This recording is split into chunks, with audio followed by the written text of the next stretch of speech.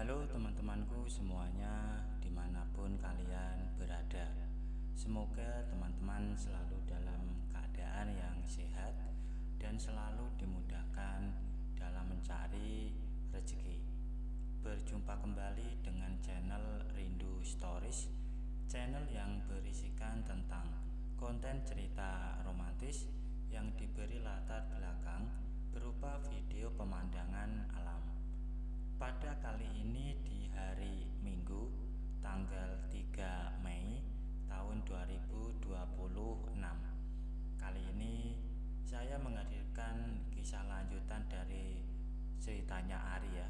Jadi saya ingatkan pada teman-teman untuk membaca cerita sebelumnya agar tahu dan jelas sama alur ceritanya.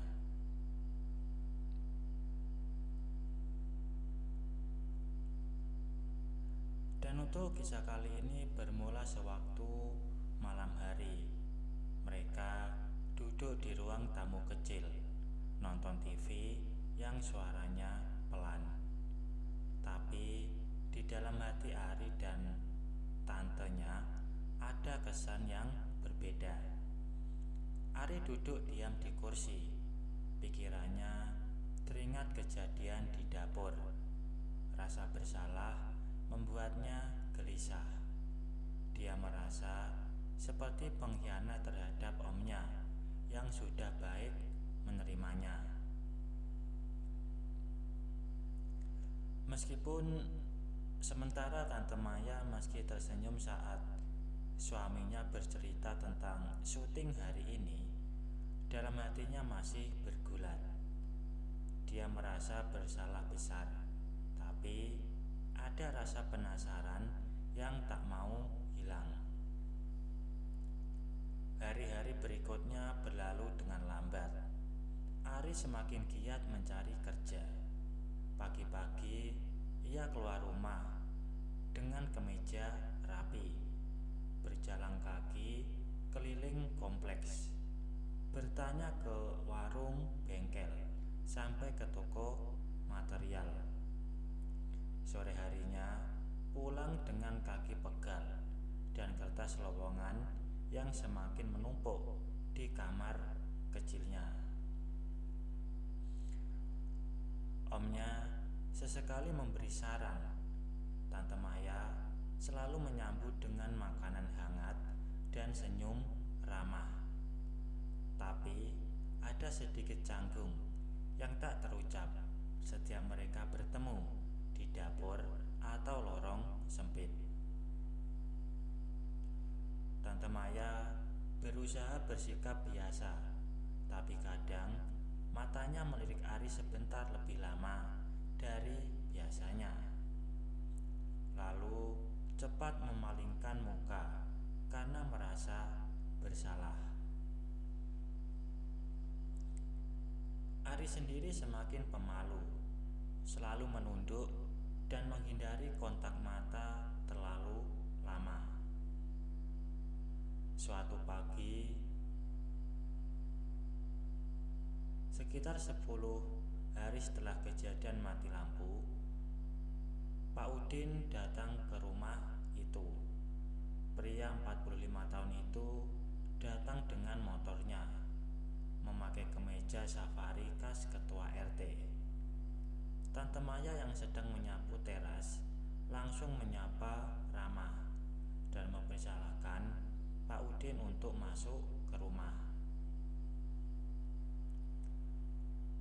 Pak Udin mengatakan minimarketnya kebetulan membutuhkan seorang pegawai magang.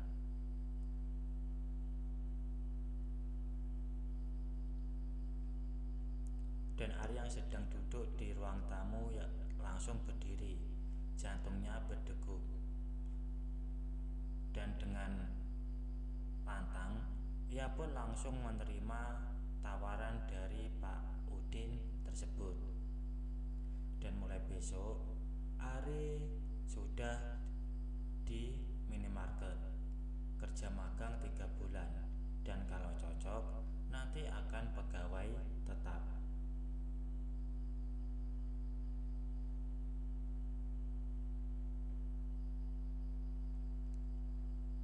Dan setelah menyampaikan itu, Pak Udin pun langsung pulang. Dan setelah Pak Udin pulang, suasana di rumah menjadi lebih hidup.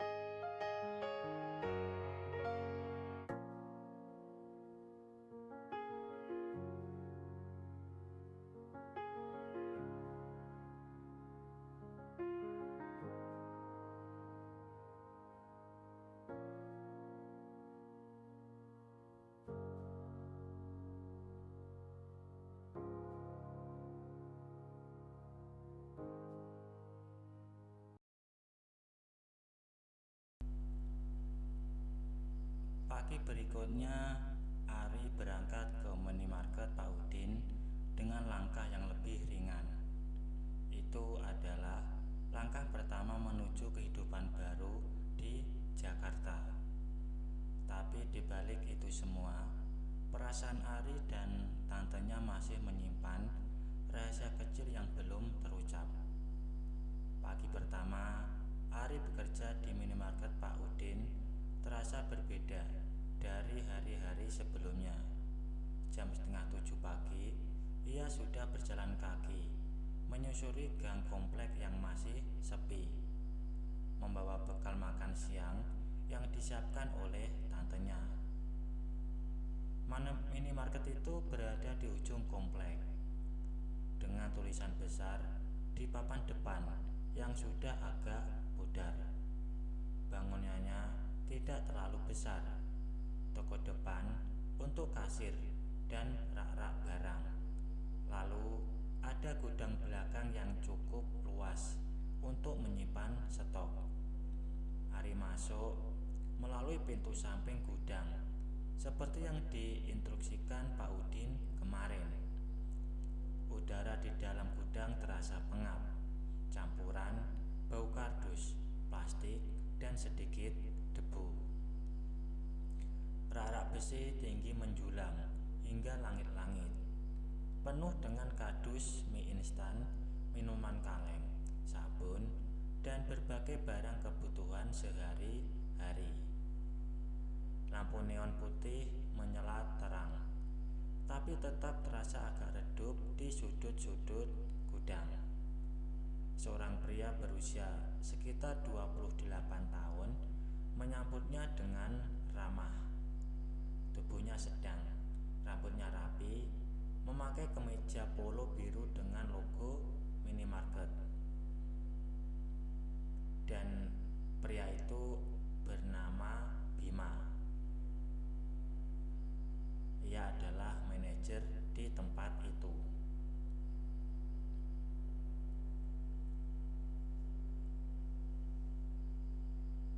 Hari pertama, Ari mengangkat kardus mie instan yang beratnya puluhan kilo tanpa banyak keluhan. Teman kerjanya ada 6 orang. Di shift pagi ada Rio dan Dani, 2 laki-laki yang bertugas membantu gudang dan kebersihan, serta kasir Dewi dan Irma. Shift sore ada Tia sebagai kasir tambahan, dan kadang Rio atau Dani yang lembur. Semua orang baik kepada Ari.